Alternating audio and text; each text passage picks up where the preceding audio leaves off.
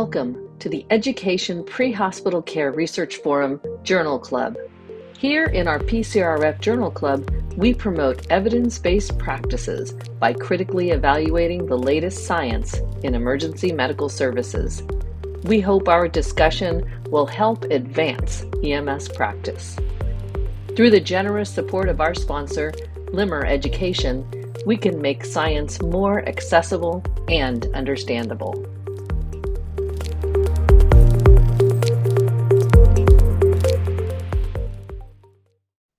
Welcome to the 2023 December edition of the Pre-Hospital Care Research Forum Education Research Journal Club. As you guys know, the PCRF promotes research literacy to advance the science of EMS educational research. Here with the PCRF Journal Club, we take a closer look at some of the latest research happening in medical education. First, a big thank you to Limmer Education for always sponsoring these podcasts so we can bring you the best of science in education. I'm Megan Corey, and I'm here with Katie O'Connor and Michael Caduce and Dr. Kim McKenna and Dr. Piltoon, and this is our final PCRF Journal Club of 2023, and it's time for the best of educational research. So each of our panelists have been asked to select an article from the 2023 literature to share with us in this bolus research episode. So thank you all for joining us today. We want to remind you that you can use your chat feature on your screen to type in comments, discuss things with each other, and then you can use the Q&A to bring questions into our conversation as we go. And remember, you can quote, tag, share, hashtag EMS research and at PCRF at UCLA with one of your favorite social media outlets. And remember that if you miss any of these journal clubs, clinical or educational, you can always replay past episodes from our very own YouTube channel, youtube.com/@PCRF at UCLA. So here we go. On the channel, you will find from last year the research we discussed in 2023, and we were live from AccreditCon, we were live from NEMC, we were live from EMS World this year, and we were bringing research to this kind of hybrid format, live and remote attendees, and we plan to have more of this in 2024. This year, we discussed everything from empowering students to speak up, how to measure clinical reasoning, the use of technologies like augmented reality and escape rooms. That was a fun one, the talk on escape rooms in our teaching and learning. And of course, the macro view, the overall state of evidence-based education practices.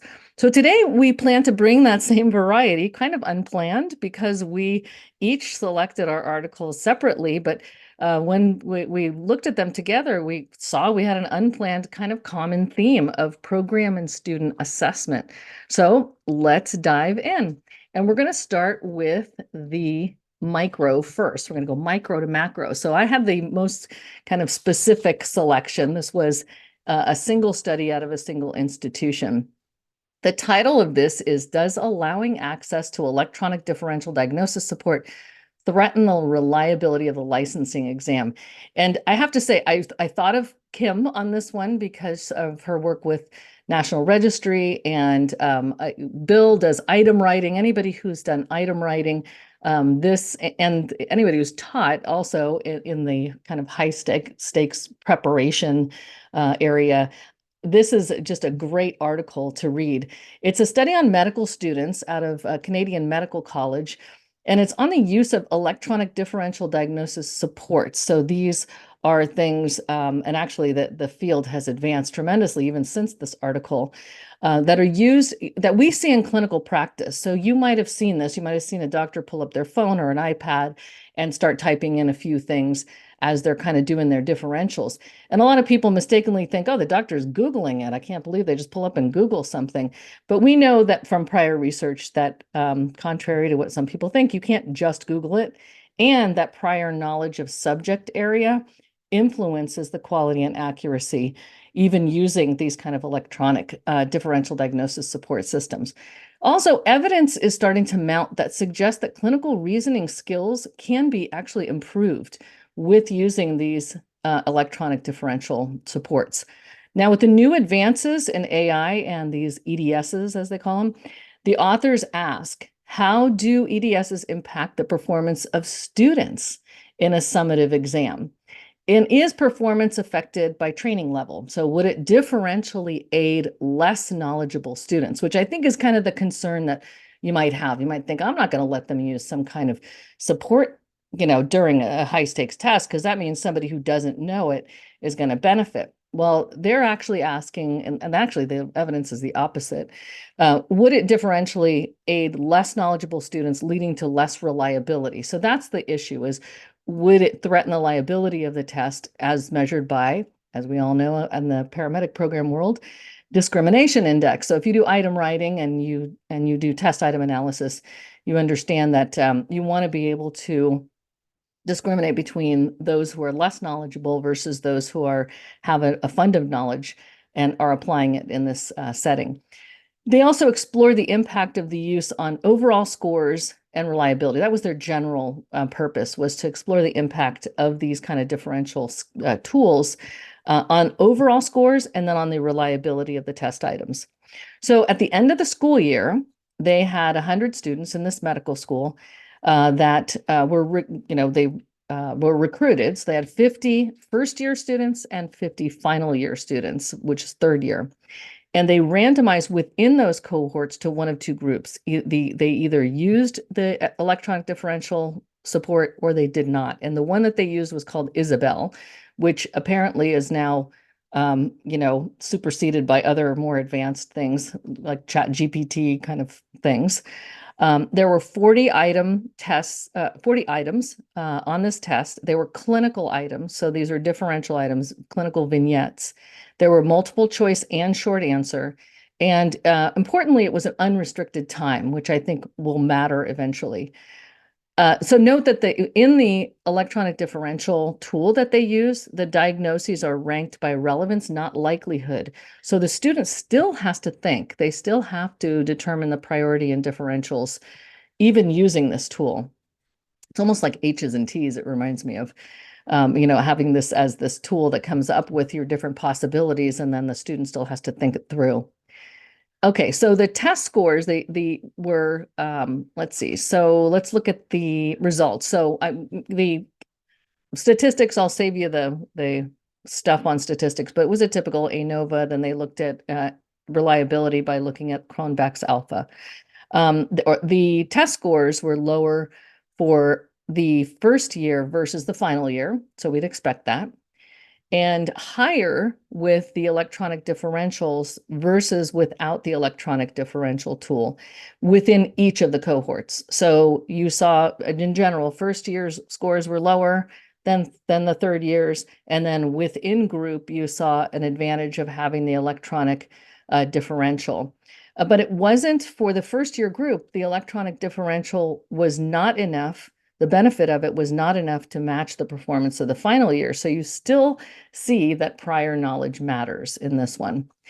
The internal consistency, the Cronbach's alpha, and then the reliability, looking at discrimination index, this was the interesting part. It was the opposite for the two groups. So for year one, you had lower reliability with the electronic differentials. And for the year three students, you had much greater reliability with use of the electronic differential tool. And then finally, the test time, as anticipated, was double for both groups using the tool than those not using the tool, almost double. So their conclusion was that use of an electronic differential diagnosis support tool during a licensing exam can improve performance, and it does not harm test reliability. Item discrimination is actually increased in the final year students. Higher performing students gain more from the use of EDSs than the less knowledgeable students, which is kind of what we want. So my take on it is, capital letters, it's not cheating. It's not cheating to use open resources. It's not cheating to use a tool that you're going to use in clinical practice, and that it actually can be a reliable source of testing students' ability to use critical thinking skills and clinical reasoning skills, which is what we're going to touch on in a couple of studies today. So open resource exam, especially timed ones, are very beneficial to critical thinking. And I think this was a great little micro example of that. I'd love to repeat this in EMS students, but I think this can easily segue into the next study here. I don't know if you guys have any questions or input on that one, but I think it fits really nicely with what Katie actually picked, which is the article on assessments as well for paramedic students. Oh, sorry, my dogs are joining in. So Katie, can you take us to your article here, or you have any input on the one that I had? Yeah, no, the one of the themes that came up with the article I picked was the authenticity of the exams. And I just think that like when we are talking about tools you'll use in the setting, labeling that as cheating is really just hurting our learners, right? If we want them to use job aids like really important checklist during like rapid sequence induction or pharmacologically assisted intubation, they need to be using those when we're testing them. We need to be testing them on their use of these tools. So I just think that like it's a perfect segue here. So anyway, the research I picked is actually from Ireland. And that's the perceptions of educators on the assessments that they're using. And I liked it because it just actually came out this month. So it's right off hot off the presses. But I've been hearing so much talk, and I was just I'm in Seattle right now talking to a bunch of different programs and like Medic One's program at UW about what they're going to do because there's no in the spring after the spring semester, there's not going to be a national registry psychomotor test.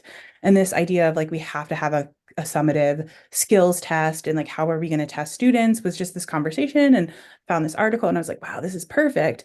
Um, and Ireland's kind of already looking at this, right? So they're looking at how are the educators perceiving the way that they test. And they test similarly to our national registry where they have the university or the education program is required to be testing students in-house. And then they have a third-party test from the regulator, which would be the equivalent of our registry system, that comes in and does this like one-time test. And they have both a cognitive test, like a multiple choice questions, and a scenario kind of to the psychomotor exam for better lack of better term. But they're the big themes that they came away, and this was a qualitative study, which I also love because I just think we don't do nearly enough of those.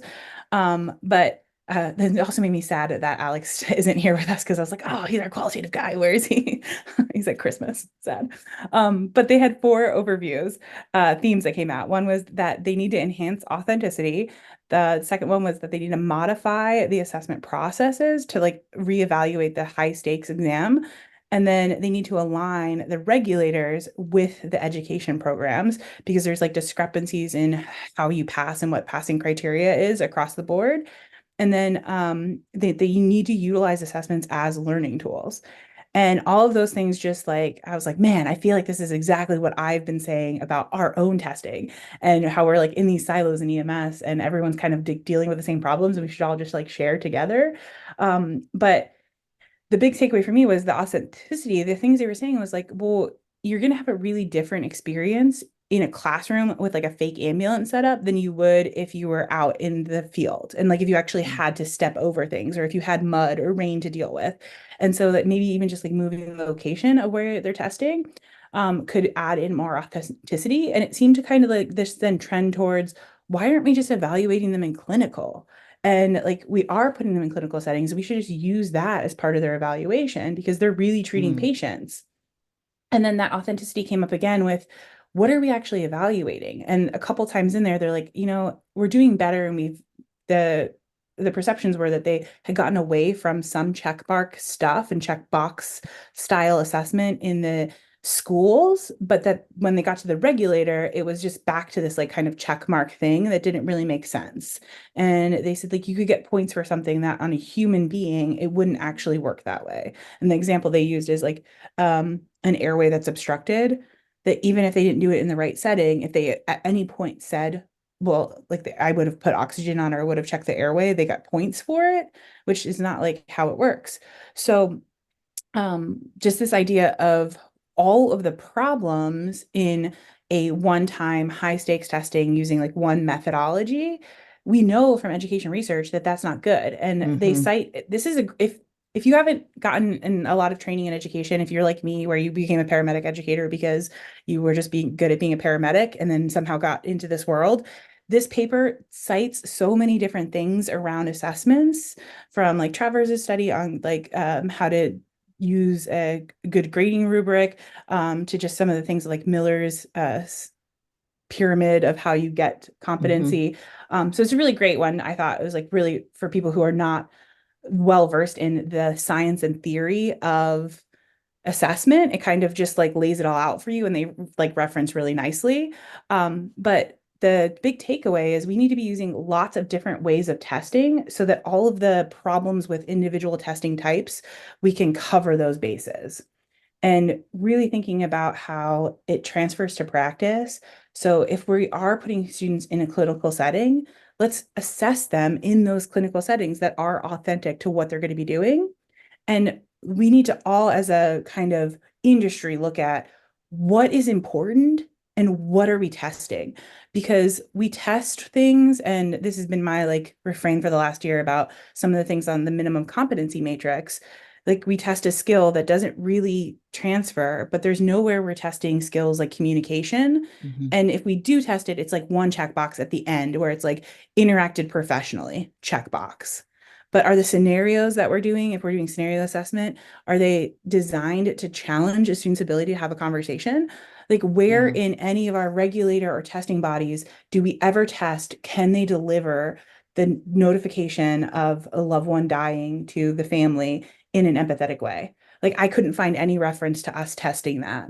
Yeah. And to me, it's a really, really important skill set. So I thought this paper did a really great job of highlighting, like, hey, we're making advances in testing and assessment, but we still have a long way to go. And it also really, if you are still nervous about getting rid of the registry exam, you should read this and be like, oh, wait, actually, yeah, it's a good thing that we're getting rid of it. Yeah. I think we're our own worst enemy sometimes when it comes to that, because the more we want to change when you get a group together, the more you start hearing people go, I don't know, this is going to affect quality. And I went through this. So, we keep going backwards to the same kind of technique, of checkboxing, because we have to have this has to be what the evidence looks like. And I think some of the things you're talking about mirror what they do in nursing schools. So it's a portfolio of performance, not one single thing, even though we have licensing verification in the schools. You don't see a nursing program doesn't have a high stakes end of nursing program test, right? There's usually Right. different segments. They go to clinicals, they have labs, they have simulation, they have multiple things in that sort of. I was kind of hopeful when they started to use the term portfolio. Yeah. But it turned into a list of skills sheets, and that was the portfolio. And that wasn't I don't think that was really the intention. And because a portfolio to me, it is like a demonstration of all of your, when you do credit for prior learning evaluation of a portfolio, it's many things. It's not just a list of skills, competencies. So yeah. Yeah, they mentioned that too. And they said that one of the quotes that they took away from directly was, it kind of like, what if they're having the student's having a bad day? So you have a 10-minute thing that's going to determine if you get a license. You've been an Yeah. amazing person for 2.5 years. You have treated lots of really high stakes critical patients in your capstone. And then you go to this registry test and 10 minutes, you had a bad day. Like, Yeah. and they also talked about how, um, in their universities there, they're testing both the paramedic and the paramedic partner. So Hmm. when they work together, they're being tested as partners. And that's something that I actually introduced at Santa Rosa, that the students are not only tested as a team leader, but they're tested as a team member. And we have Hmm. two evaluators in the room. One is specifically evaluating their ability to be a team member. And in Ireland right now, their equivalent of registry, they don't test the team member. Hmm. And so that was something that came up. They're like, hey, that's a skill set too. Yeah. And that's like something a paramedic needs to be able to do. And so just thinking of all these things, it's like, well, yeah, you actually, like, where do we test for licensing that you can be a team member? We That's don't. interesting. I think of Heather Davis when you say that, and I'm sure Kim, that sounds familiar too, because Heather, when they did the pilot, Dave Page and Heather did they did the traveling, how pilot what was it when they were going to the integrated out of hospital scenario in 2015 or 17 or whatever year that was. They talked about team membership. It was very challenging for them to do an evaluation of team membership. So they ended up landing on this other version. So I can't see the chat. I don't know if you can see the chat. If I pick up the chat, I'm afraid I'm gonna lose my Oh, it's just screen people here. saying hello right now. So Oh, good. Hi, everyone. Great. Thanks, Katie. That was great stuff. We're gonna So say, if yeah, go I ahead, gotta, Bill. in reference to, and since Katie's up in the Seattle area, when I was there, and this was back in 2010, and they would have two students on the medic unit at the same time, so they could see how the students performed in both lead and their team lead positions. So I don't know if that is still the process. Matter of fact, they did all their clinicals locations two at a time in 2010 when I was there. we didn't really talk too much about their clinicals. We were talking about their what they're planning on doing for their psychomotor evaluation towards the end of their program.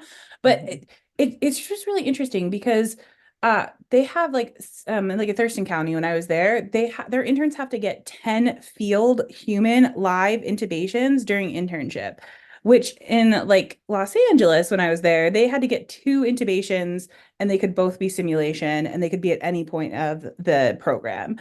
And just the difference there to me is astounding. Like I was talking to some of the medics who've in Medic One, they've done 60 human intubations during paramedic school, in addition to all of the simulation ones that they've done, which is countless.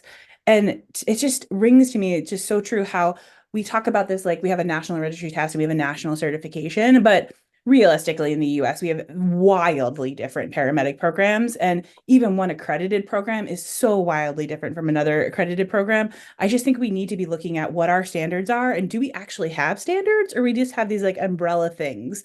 And how long have we been living under the umbrella that we like probably could do a better job here? Because 60 live human intubations is clearly different than 2 simulated ones. Well, and remember, at least in the city of Seattle, they limit the total number of credentialed paramedics. That's right. And they And do then, that intentionally so they make sure that their paramedics are maintaining a high level of proficiency. And that, not matter of fact, for example, unless again things have changed, there are no paramedics on the engine companies. They only come on the medic unit.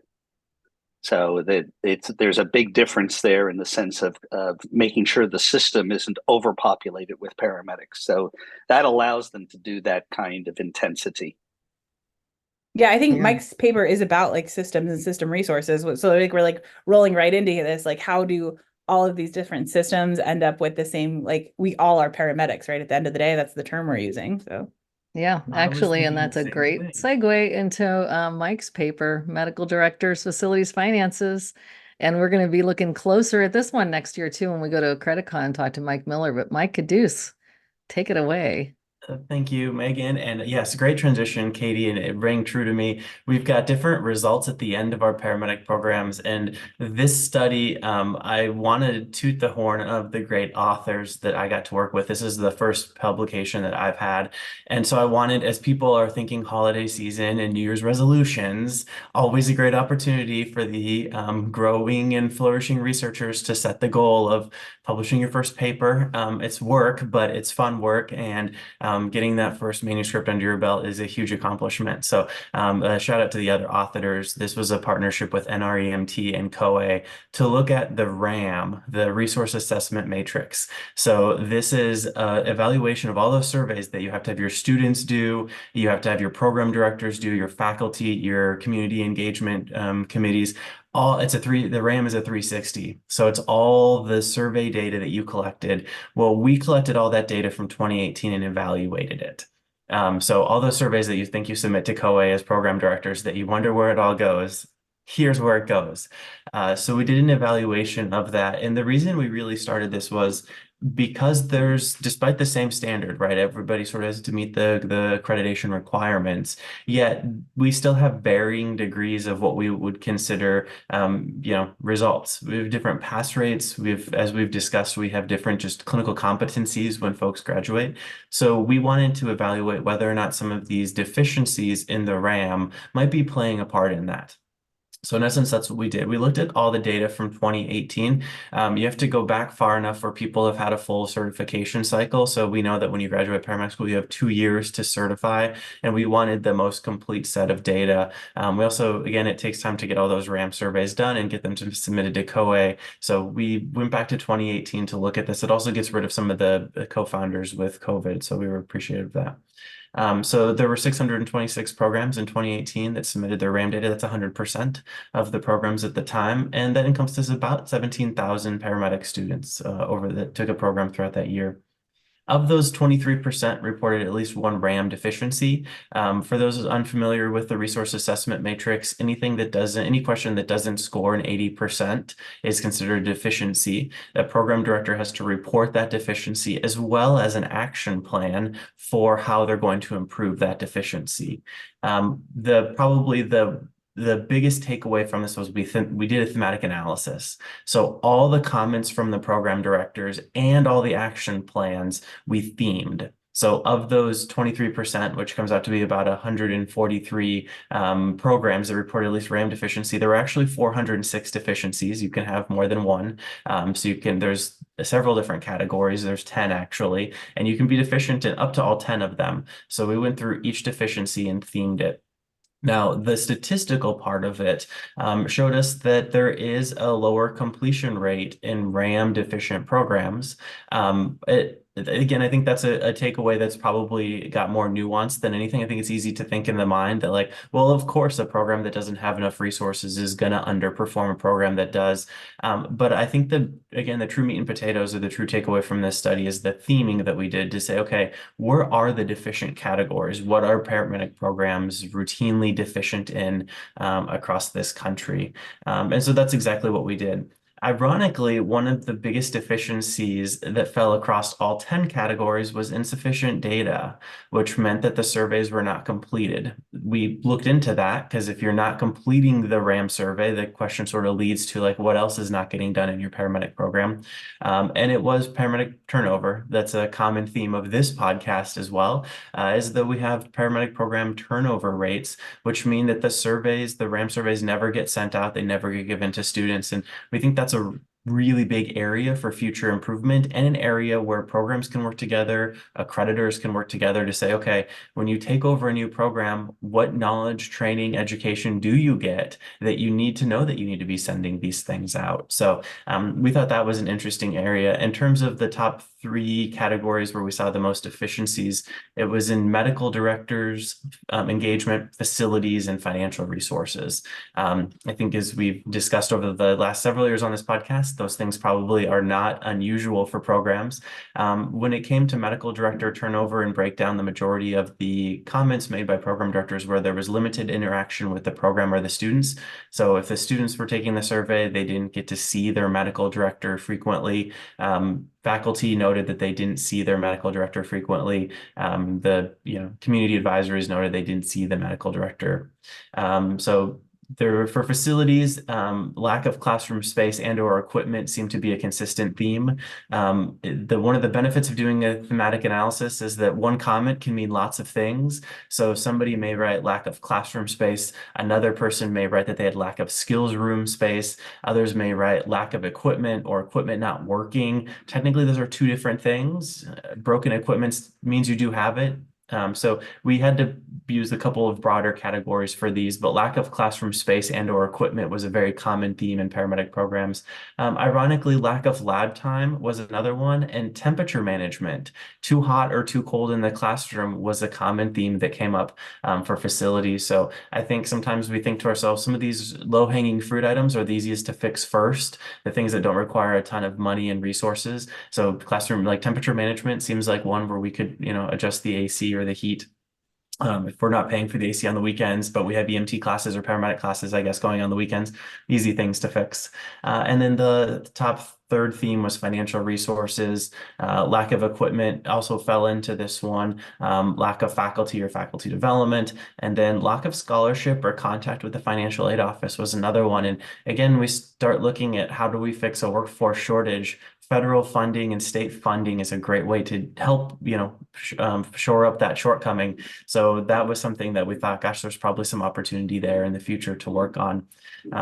We also themed the action plans. So the action plan, program director for any deficiency has to list their action plans. And this is a really sort of a really interesting perspective into the medical director, into the program director's thoughts.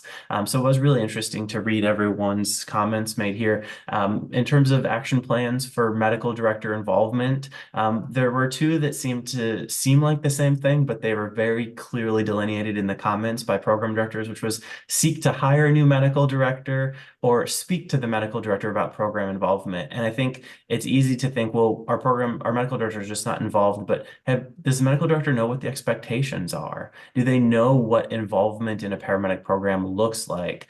So maybe having the conversation is a good way to start that. And I appreciated that program directors delineated their comments that way. In terms of facilities, there was an interesting breakdown here as well. Some comments were advocate for a new building, and others were having a plan to actually build a new building or get more clinical space or more equipment. So I think, interestingly enough, again, there's really not a standard on what a paramedic classroom needs to look like, though the data has been around since about the 50s that we don't learn well when it's too hot or too cold. So, implying that into our classroom. And then financial resources, a lot of this came down to more laboratory space, increasing staffing.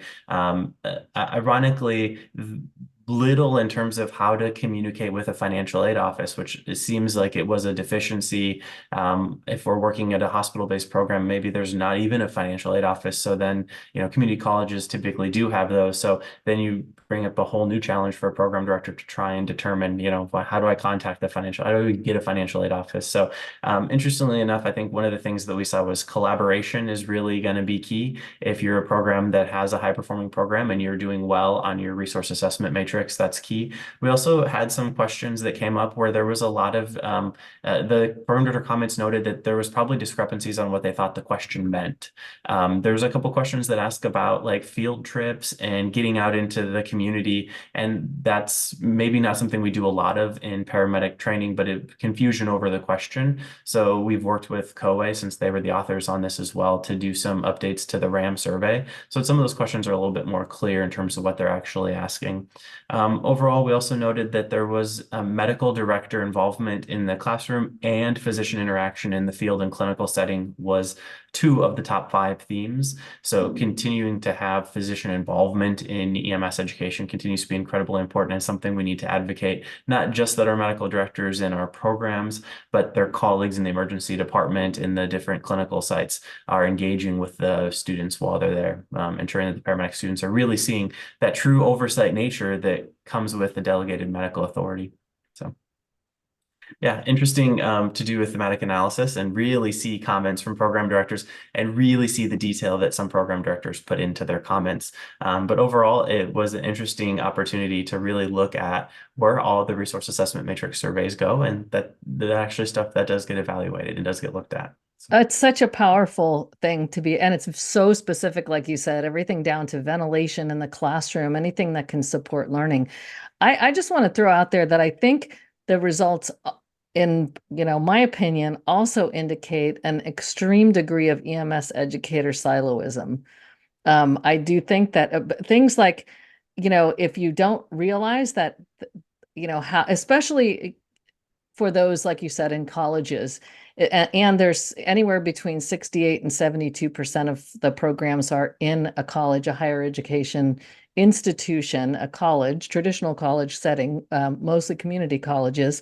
And if you don't know about Perkins funding, if you don't know about the program review process, if you don't know about counseling services, financial aid, all of those things, that indicates siloism, because all of that is part of it. And I'm completely guilty of the first 5 years of my 21 years at a community college, were spent just trying to figure out how to teach in my little corner of the building.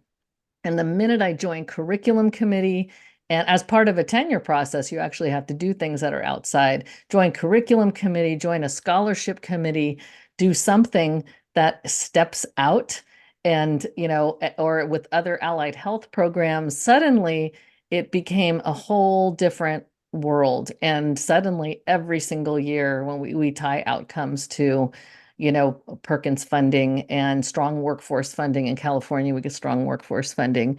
I mean, the thing about space too, I'm sure Katie can comment on this because she does a lot of creative things with simulation and things.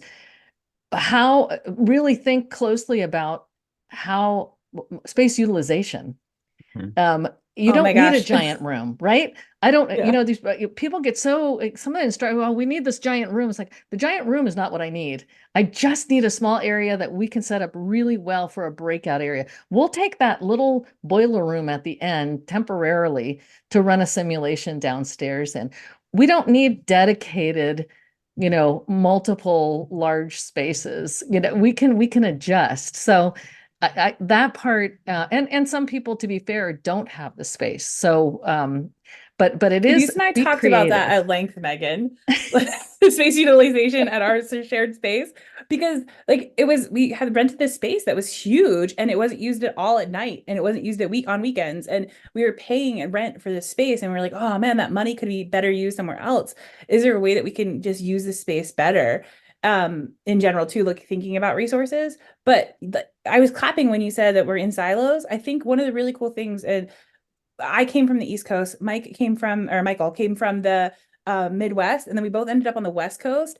And just that timing that worked out, we were able to do so many cool, new, interesting things and change stuff because we were just bringing this collective knowledge to one place. And then, of course, we Yeah. ended up siloed in our own house, but it was amazing that wow, things moved really quickly when we both got there because it was all this influx of ideas and different perspectives.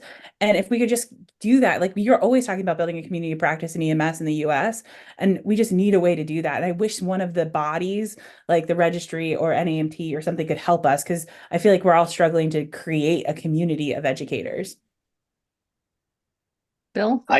Yeah, I agree with that. And I think that I found over my career, sometimes we also become very fixed. Well, we've always used this room.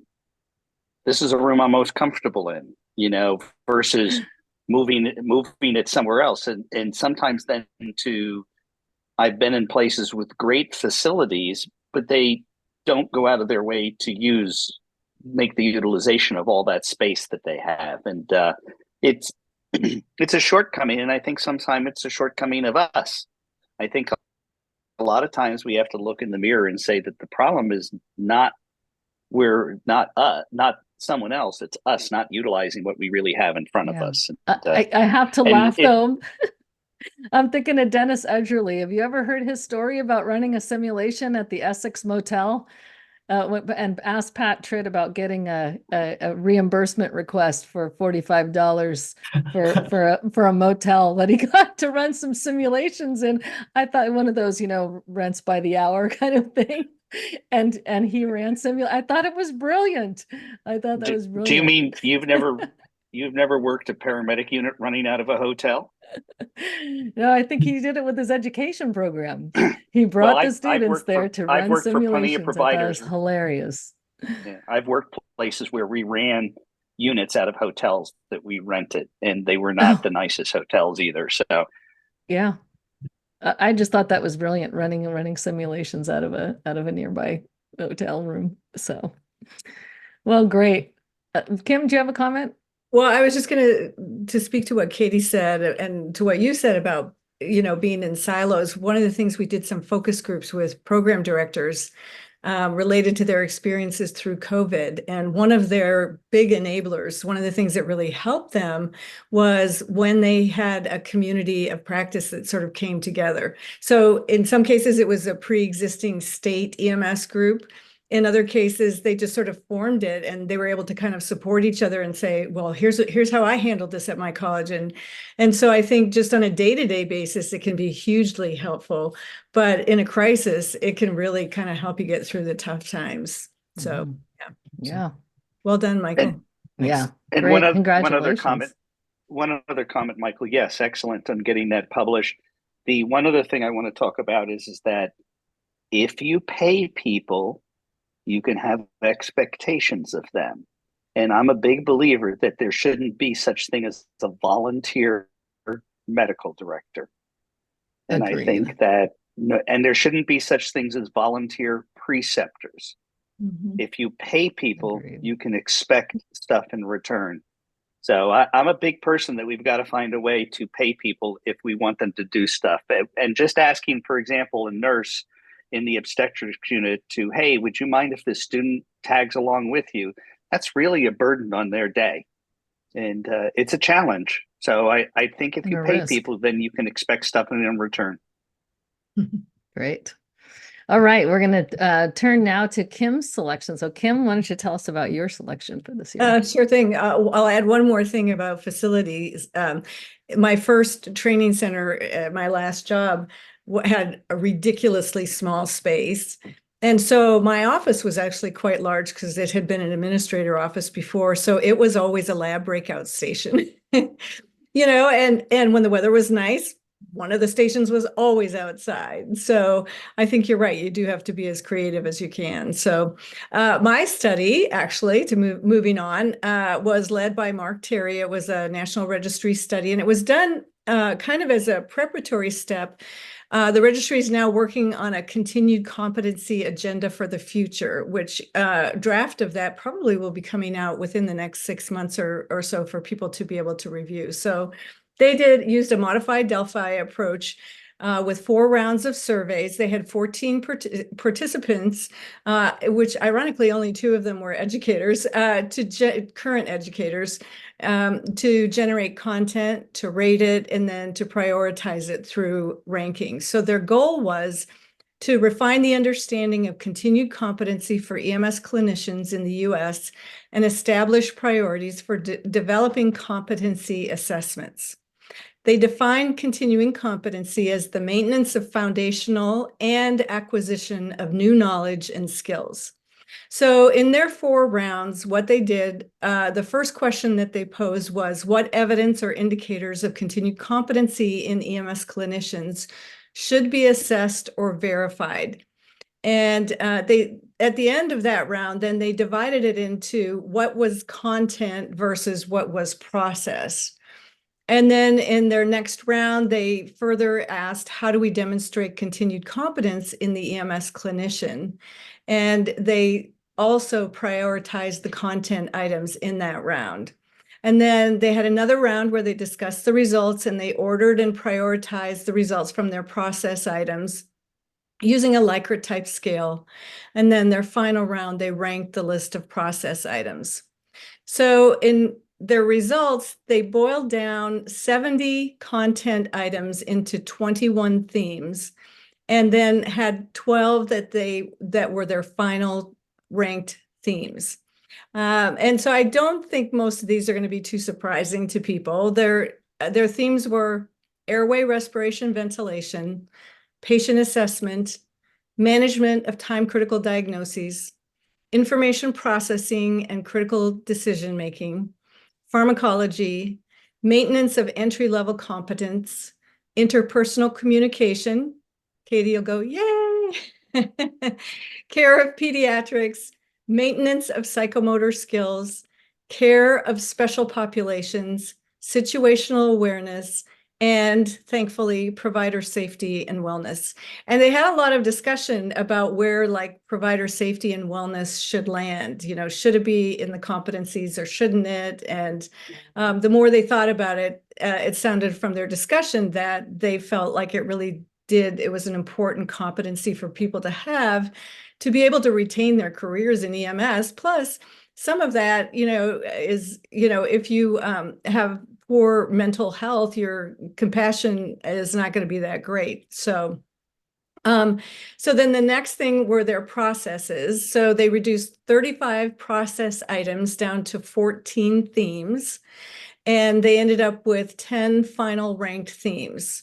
So the first was knowledge assessment based on evidence-based practice.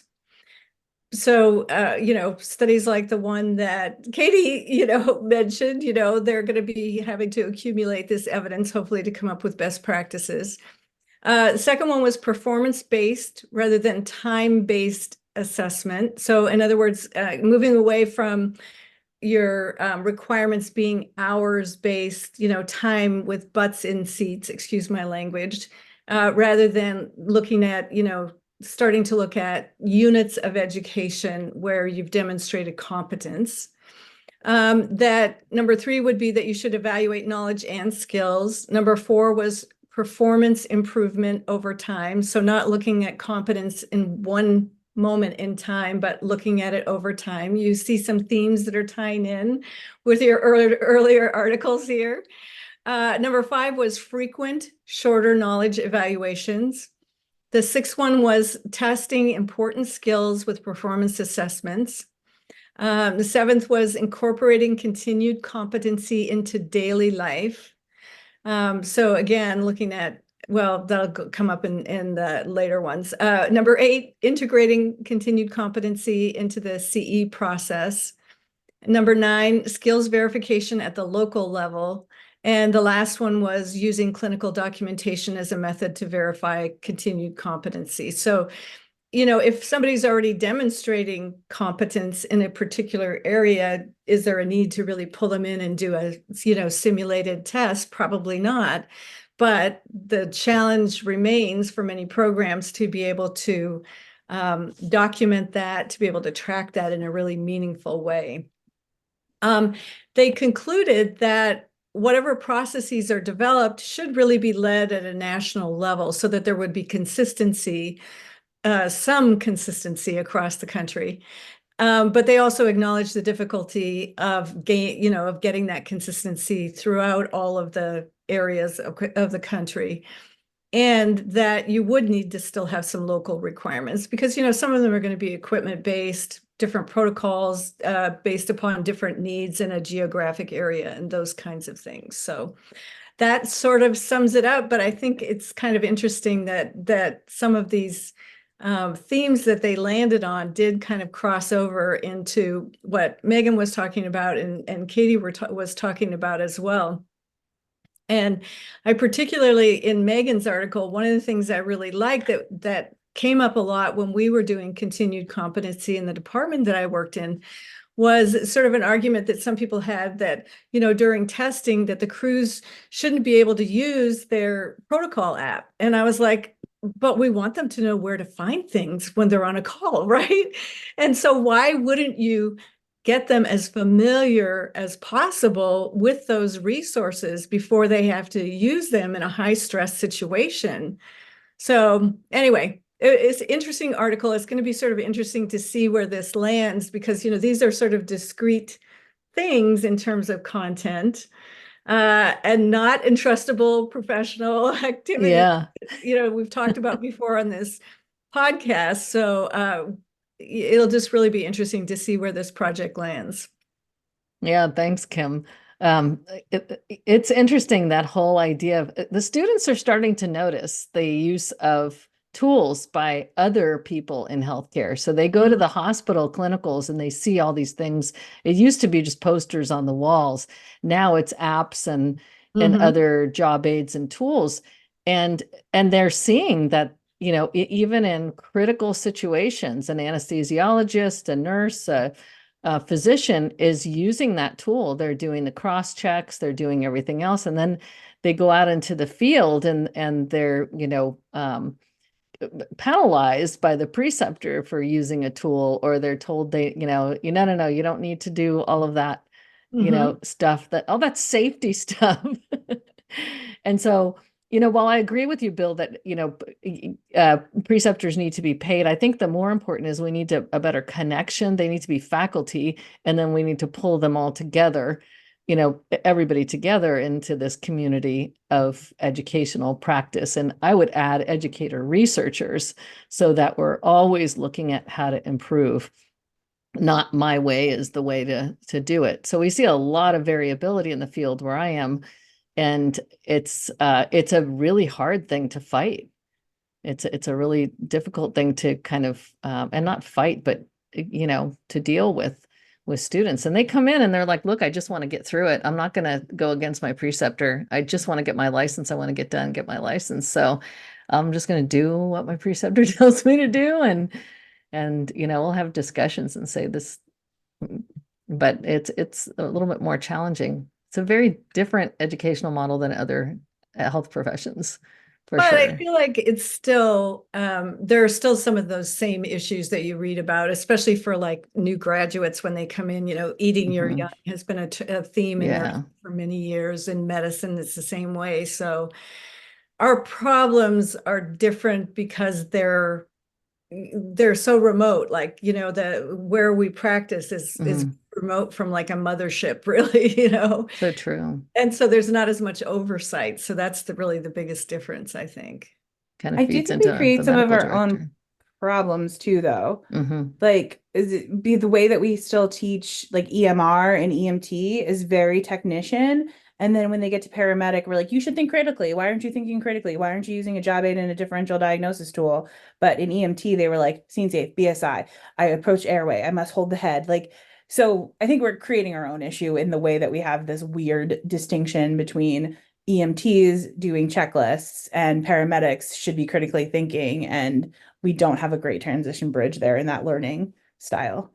Very true. And also anatomy and physiology. I've noticed this. A lot of us have anatomy and physiology requirements before going into paramedic, and the lack of appreciation for why you need to know anatomy and physiology before you get to paramedic is only realized after they get there, it seems like, and then they come back and go, oh, I guess I was supposed to remember what all of this, action potential stuff meant. And I thought it was, about advanced skills, and it's really not. It's about advanced assessment. I Bill? like your, I wonder if the A&P courses have been evaluated. And You hit a I think that nerve of mine for sure. Well, that's exactly it. Is the generic A&P course truly preparing the student for what they need to know?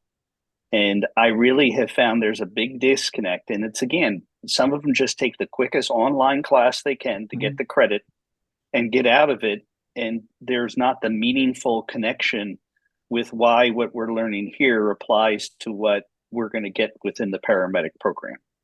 And I think that it hurts us because I don't think they're coming really with preparation in anatomy and physiology and pathology that could be all easily covered in those areas, and should be, and it should be related to what they need to know to practice within our field. And of course, beyond that, so they have a deeper understanding of how it connects to everything else.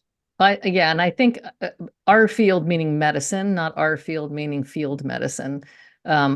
Because I think that interprofessional practice is so important that that's the place where you can get very simply get a dose of interprofessionalism, and it is in a human anatomy and physiology course that's offered for allied health providers. You'd be sitting next to people taking the requirement for medical assisting, for radiologic technician, for vocational nursing, for whatever. I agree with you 100%, but the professor and the curriculum needs to reflect what they're preparing them for. Yeah, case-based, basically, which I think a lot of allied health, related A&P, actually, books have gone to more case-based learning and application. All right, Bill, I actually put in here, Bill didn't select an article, but he sent a couple of great quotes that I put in a couple of slides as words from the wise, because I asked him to look, but you've been doing, explain to me what's going on here. You've been looking back at a lot of really interesting articles. You were trying to find one, I think, on Freedom House that was written in the Journal of Trauma in 1970 or something. And I think you landed it, you found it. And And you found a few other things that have some interesting connections. So tell me about these two quotes that you sent.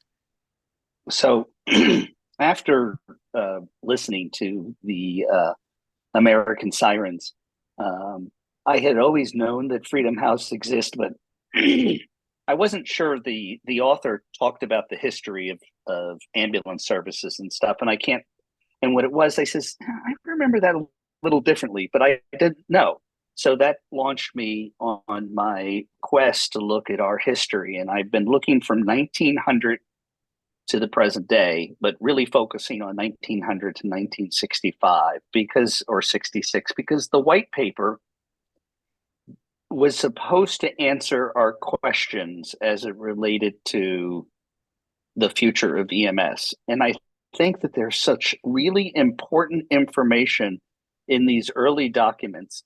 One of the things I think that people don't give credit, the American College of Surgeons, since the late 20s, was very interested in emergency medical services and how people were delivered to the hospital. And they clearly understood that if someone received the right care at the scene, that they would arrive at the hospital in better care so they could survive their injury. And I just saw a thing the other day that they said that archaeologists looking at mummies have found that the mummies had actually had injuries to them and that they were healed and repaired.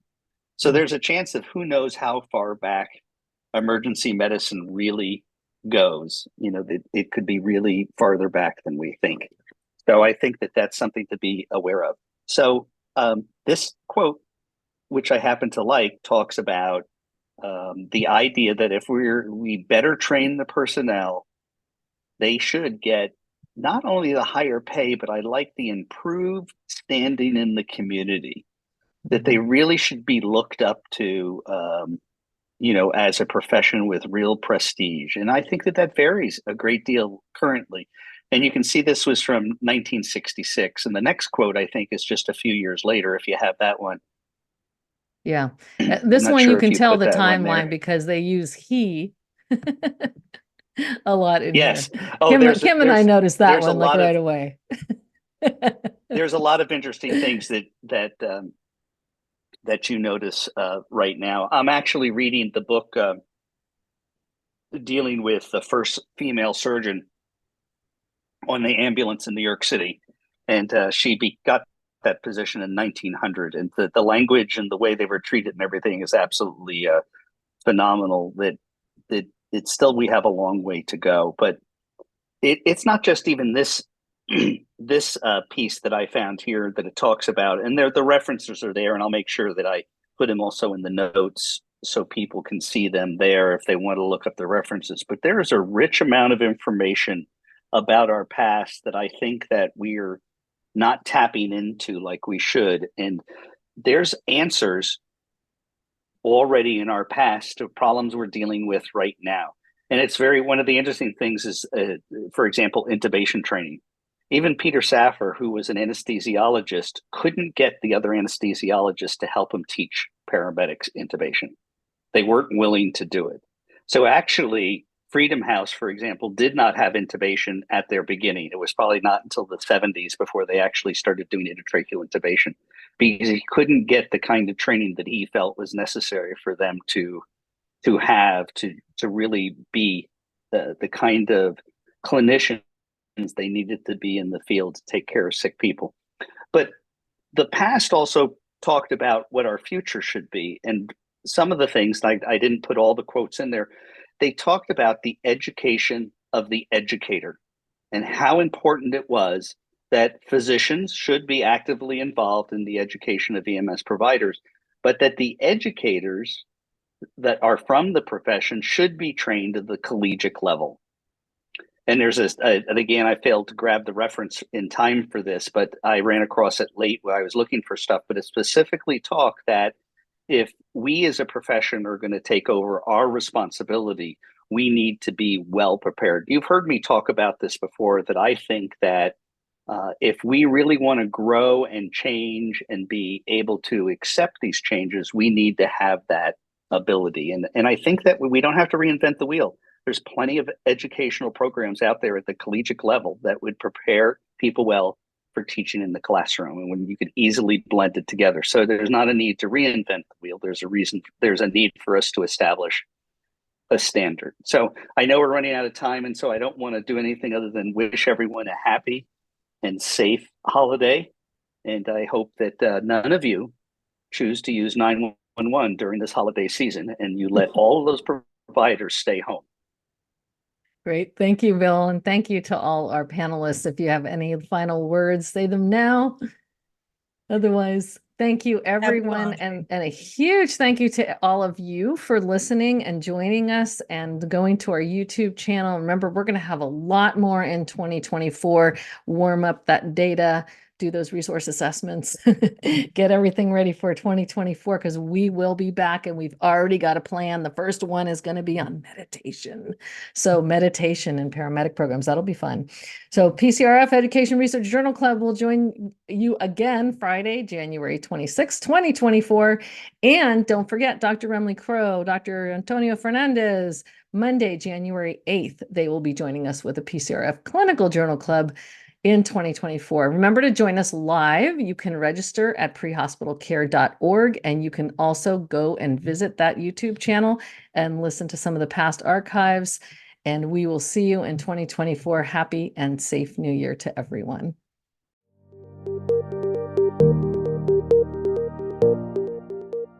We hope you have enjoyed and learned from this PCRF Journal Club.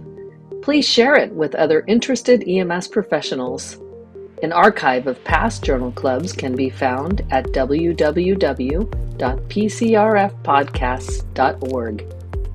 You can also find us on Facebook at PCRF at UCLA and on our website at www.prehospitalcare.org. A special thank you to our sponsor, Limmer Education, providing education tools for success at every stage of your EMS journey.